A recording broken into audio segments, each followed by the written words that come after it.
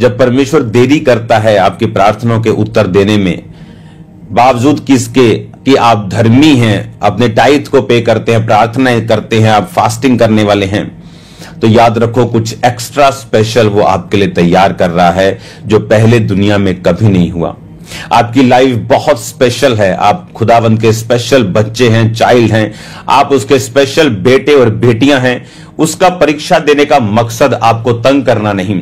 बहुत से लोग अलीशिबा को बांझ बोलते होंगे, बहुत से अन्य जाति लोग उसको परमेश्वर की सेवा से हटने के लिए बोलते होंगे, बहुत से लोग उसे कहते होंगे तेरी सेवा का निर्दोष चलने का तुझे कोई भी फायदा नहीं है।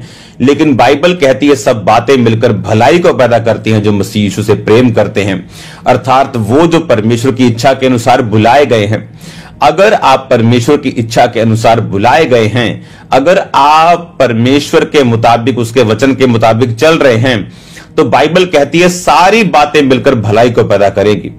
आपकी लाइफ में जो छोटी सी छोटी घटनाएं हो रही हैं जिनसे आप परेशान हैं, डोंट वरी, एक ही चीज का आपने ध्यान रखना है। बाइबल कहती है सबसे अधिक अपने मन की रक्षा कर, क्योंकि जीवन का मूल स्रोत तेरा मन है।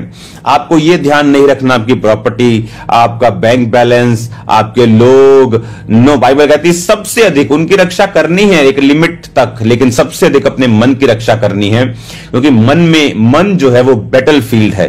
मन जो है ये एक लड़ाई का स्थान है जहां शैतान अपने तीरों के साथ, अपने सवालों के साथ, शक के साथ, क्वेश्चंस के साथ, दोष के साथ, बड़े तरह के हथियारों के साथ जो परमेश्वर के वचन और उसकी होंद के खिलाफ उठते हैं, उसके लिए वो आपके मन में आकर उस बैटलफील्ड को यूज करता है, उसमें लड़ता है।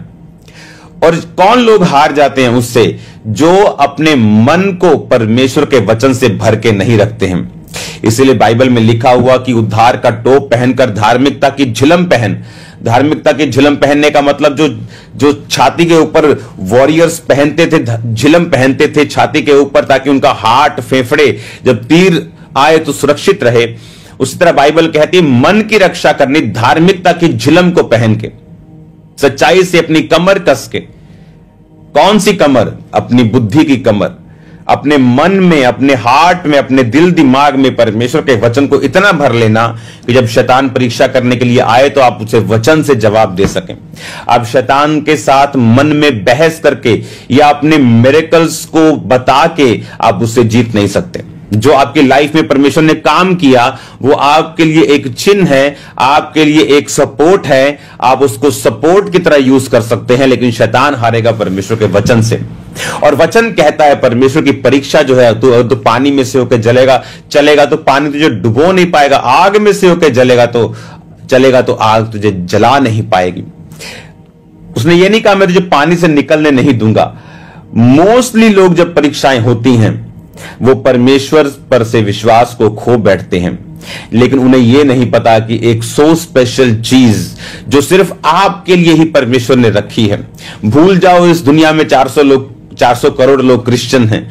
आप सोचो, आप और परमेश्वर ने आपको बनाया है, वो आपके लिए एक स्पेशल चीज आपकी लाइफ के लिए, आपकी जिंदगी में वो तैयार कर रहा है। उसके लिए उसको टाइम चाहिए, कॉपरेशन चाहिए। सूखे हाथ वाले व्यक्ति को यीशु मसीह ने कहा अपना हाथ बढ़ा, और बाइबल कहती सूखे हाथ वाले व्यक्ति ने जब अपना हाथ फैलाया उसका हाथ चंगा हो गया। परमेश्वर ने उसके हाथ को पकड़ के चंगा नहीं किया।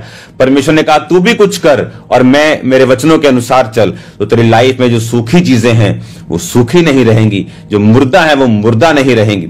और परमेश्वर के वचनों के कारण और जो उसने परमेश्वर पे बिलीव किया, जैसे ही उसने अपना हाथ बढ़ाया, बाइबल कहती है उसका हाथ जो था वो हील हुआ।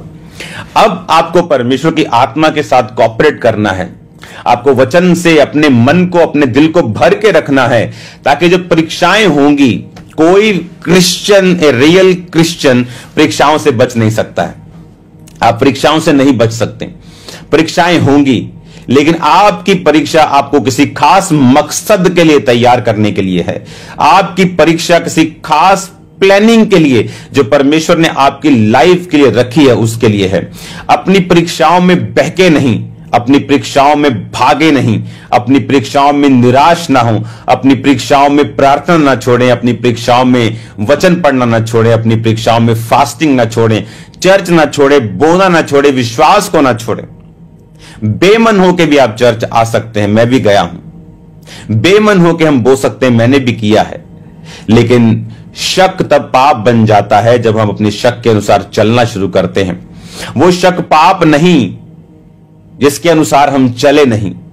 अब्राहम के मन में विश्वास रूपी शक या शक रूपी विश्वास आ गया था कि अब उसके बच्चा नहीं होगा। क्योंकि जब दूत ने कहा कि अब तेरे आने वाले समय में, अगले साल इसी वर्ष में संतान होगी, इसी टाइम में, तो उसने कहा इस्माइल तेरी दृष्टि में बना रहे प्रभु।